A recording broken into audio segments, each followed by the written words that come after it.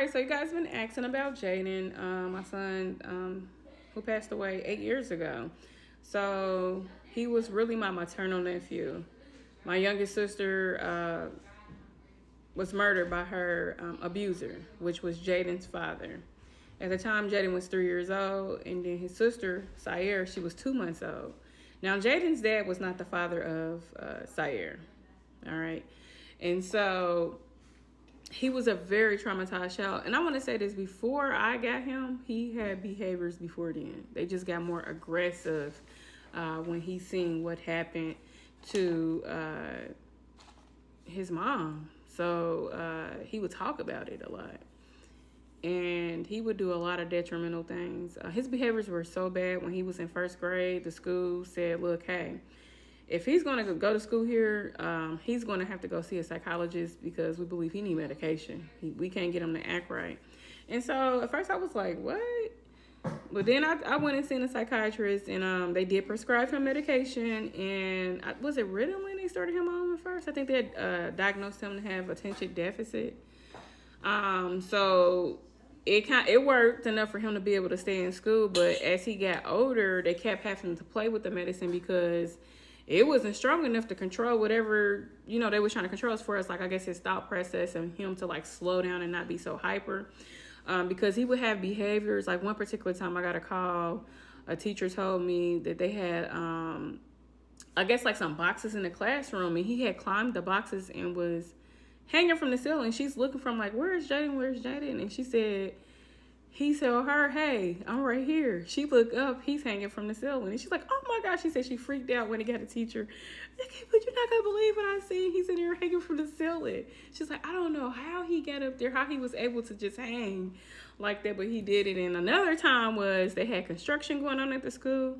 He hopped out of the window. They said they were watching him just praying like, oh my God, this is the end of him. He's going to die. That's what they thought. And he passed every machine they had out there just to go play in the dirt. He wanted to feel the dirt. And they was just like, oh my God, he almost gave us a heart attack.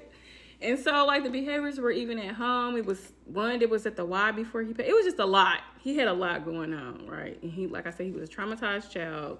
He had memories of his dad doing it to his mother because he told me, like, before he passed away, the day that he passed away, he was like, Mommy, why did my dad do that to my mommy? And I said, I don't know. I don't have the answers. I said, but we're going to pray for him. He said, no, when I get grown, I'm going to do to him what he did to my mommy. And I said, no, we're going to let God take care of it. And he did a stunt. I don't know if this stunt was from, like, YouTube or where he got it from, but that stunt instantly took his life. So it was an accidental suicide. And yeah, that's what happened.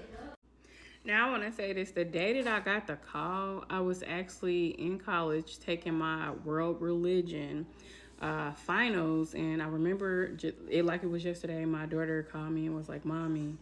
And I'm like, yeah, what's going on? She's like, I think Jaden is dead. And it was like my world froze. And I was like, what? And when I tell you I could not move, it was like I was trying to run to my car, but I couldn't. And somebody in the hallway, one of my classmates was like, are you okay? I said, no, I couldn't even talk to nobody. So I was trying my hardest to get to my car. It seemed like everything was just slow motion.